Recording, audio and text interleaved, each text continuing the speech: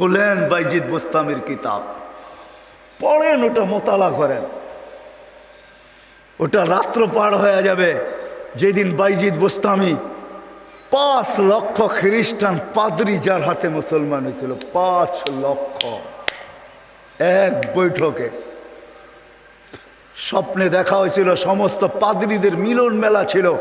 স্বপ্নে আল্লাহ দেখাইছিলেন যে বাইজিদ আজকে এদের পোশাক পরা ভিতরে ঢুকা যা, আমি কিছু করতে চাইতেছি। একবার, দুইবার, তিনবার স্বপ্নে দেখছেন। তারপরে ভাবছেন যে ওই পোশাক পরবো তো পরবো কি করা।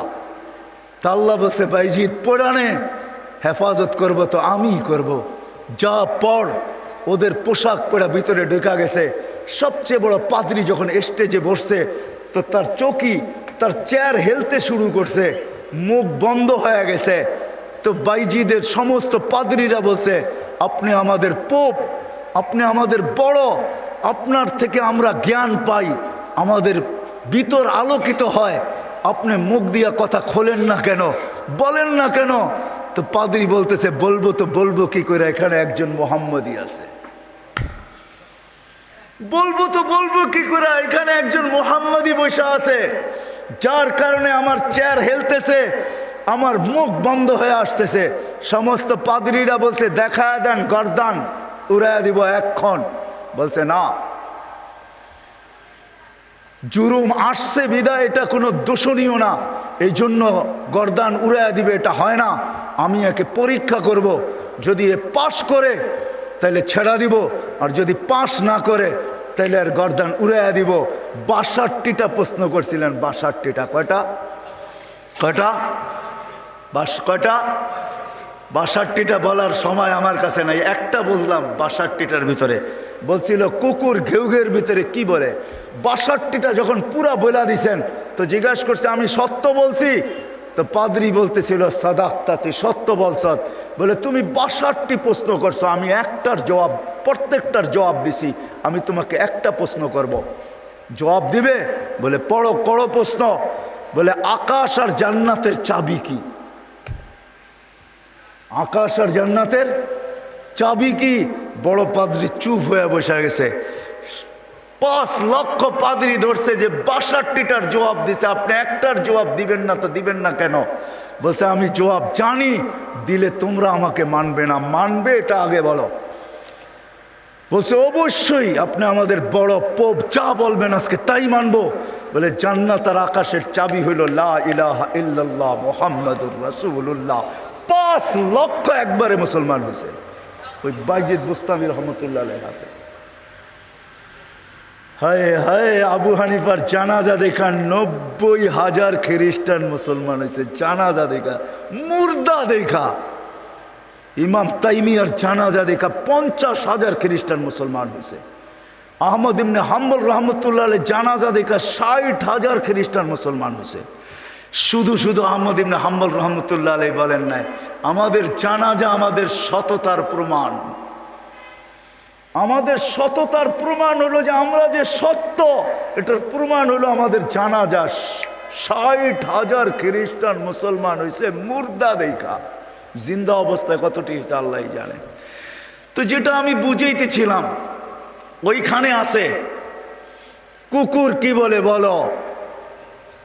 প্রথম শুরু করছে 1 বলো যেটার 2 নাই, 2 বলো যেটার 3 নাই, 3 বলো যেটার 4 নাই, 4 বলো যেটার 5 নাই, 5 বলো যেটার 6 নাই, 6 বলো যেটার 7 নাই। এরকম 62টা প্রশ্ন করছেন। 62টা প্রশ্নের জবাব দিছেন বাইজিদ বুস্তামি রহমতুল্লাহ আলাইহি। আর বাইজিদ এমনি হয় নাই। ওনার আব্বা ছিলেন না। কাহিনী আমি অন্যদিকে চলে যাব। আমরা তো ছেলে পেলেকে বানাইতে চাই না, মাও আজকে বানাইতে চায় না, বাপও বানাইতে চায় না। আমরা বানাইতে চাই দুনিয়ার এডুকেটেড। রাগ হয় না, পায়ে হাত পড়ি। আপনি সাধারণ শিক্ষায় শিক্ষিত করতে চান, ঠিক না? জেনারেল শিক্ষার মানে কি? ডিকশনারিতে কি লেখা আছে জেনারেলের অর্থ বলো? যারা কলেজে পড়ছেন, স্কুলে পড়ছেন, বলেন জেনারেলের অর্থ কি? সাধারণ। সাধারণ কোনোদিন গৌরবের বিষয় হয় না। সাহাবাদের কাছে অসাধারণ ছিল, এই জন্যই তো ম্যাককে অনুগত্য করতে পারতেন। এই জন্যই সমুদ্রের উপর দিয়ে ঘোড়া দৌড়াইতে পারতেন। এই জন্যই তার বিহীন, প্রযুক্তিবিহীন 3000 কিলোমিটার দূরে কথা বলতে পারতেন, পাহাড় দেখাইতে পারতেন। সারিয়াতাল জাবাল, অসাধারণ বিদ্যা, এরা বিদ্বান ছিল। আমরা তো সাধারণ বিদ্বান হই, গৌরবের আর শেষ থাকে না। আমরা এডুকেটেড, আমরা জেনারেল শিক্ষায় শিক্ষিত। রাগ হয়ে যাবেন? একটা উদাহরণ দিই। আমাদের অবস্থা এরকম, এক ব্যক্তি জাপান থেকে গাড়ি কিনে আনছে, তো গাড়ির 3 দিকে জাপানি ভাষায় বড় বড় অক্ষরে লেখা। তো সে মনে করছে অনেক কিছু ভালো কথা লেখা হবে, বিদায় এটা কেনার পরে আর মোছে নাই, না মুছেই চালাইতেছে, লেখাটা আর মোছে নাই। একটা ক্রেডিটও তো আছে, ঠিক না? সামনের গ্লাসে তো লেখা যায় না, 3 দিকে লেখা, এটা চালাইতেছে। তো কোনো জাপানিজ আসছে বাংলাদেশে, তো ও আরেক গাড়ি দিয়া যাইতেছে, তো দেখতেছে ওই লেখা গাড়িটা সামনে দিয়া যাইতেছে, 3 দিকেই লেখা। তো মুস্কি মুস্কি হাসতেছে। তর্জমান জিজ্ঞাসা করতেছে, তুই হাসিস কেন? কই সামনের গাড়িটা দেখে হাসি। কয় কেন, কি এটার ভিতরে? কয় যে 3 দিকেই তো লেখা, ও মোছে নাই কেন এটা? কয় তা তো বলতে পারবো না, ও এটাকে ক্রেডিট মনে করছে, জাপান থেকে লেখা আসছে, এত সুন্দর লেখা, এটা মুছার আর কি দরকার, আমি চালাই না, আমার মতো লেখাওয়ালা গাড়ি তো বাংলাদেশে একটাও নাই, ঠিক না? একটা বাবতও আছে, ঠিক না? পৃথকত্ব তো আছে আমার একটা। তো বলে যে এইটা দেখে হাসতেছি কেন জানিস? এই গাড়ির ভিতরে লেখা আছে তরকারি বেচার গাড়ি। কি লেখা আছে? পিছনেও লেখা তরকারি বেচার গাড়ি, ডাইনেও লেখা তরকারি বেচার গাড়ি, বামেও লেখা তরকারি বেচার গাড়ি। খালি সামনের গ্লাসে লিখতে পারে না, তাইলে লুকিং নষ্ট হয়ে যাবে, কেমনে দেখবে আর কেমনে চালাবে। আমরা আজকে সাধারণ শিক্ষায় শিক্ষিত হয়ে আমরাও গৌরব করতেছি, আমরা বড় এডুকেটেড। সাহাবা অসাধারণ শিক্ষায় শিক্ষিত ছিল। এটা আমার বোঝানোর ইচ্ছা না। বাইজিদ বুস্তামি রহমতুল্লাহ আলাইহ মার কোরবানির কারণে উনি বাইজিদ হয়েছেন, ওই কাহিনীর দিকে নিয়ে যেতে চাই না আপনাদেরকে। আমার হাতেও সময় নাই যে আমি ওই দিকে নিয়ে যাব। উনি ছোট বয়সে বাপ মারা গেছে, মা পরের বাড়িতে কাজ করতেন। 2 দিন পরে ভাবছেন, আমি যদি এইভাবে ছেলেটাকে কোথাও না দিতে পারি তাইলে আমার ছেলেটা হারায়া যাবে। আমি তো মা পরের বাড়িতে কাজ করি। খুঁজতে খুঁজতে এক আল্লাহওয়ালার সন্ধান পাইছেন। মানুষ বলছে ওই আলেম ওইখানে আছে, আল্লাহওয়ালা ও আলেমও যদি তোমার ছেলেটাকে নেয় বা তুমি যদি দিয়ে আসতে পারো তাইলে হয়তো তোমার ছেলে মানুষ হয়ে বাহির হবে। যা হাতে পায়ে ধরছেন, আমি বিধবা, আমার কোনো সন্তান নাই, স্বামী নাই, আমি পরের বাড়িতে কাজ করি, আমি চাই আমার ছেলেটা মানুষ হোক, আল্লাহওয়ালা হোক, দিনদার হোক, আল্লাহর এলেমওয়ালা হোক, আপনাদের মতো আলেম হোক, আপনি দয়া করে আমার ছেলেটাকে রাখেন। শাইখ রাজি হয়েছে, মা শর্ত দিছে, আপনি আমার ছেলেকে ওই দিন পর্যন্ত বাড়ি পাঠাইতে পারবেন না যতদিন পর্যন্ত আপনার মতো না বানায় দেন। শাইখ অঙ্গীকারবদ্ধ হয়েছেন যে আমি পাঠাবো না যতদিন পর্যন্ত আমার মতো বড় না বানায় দেই।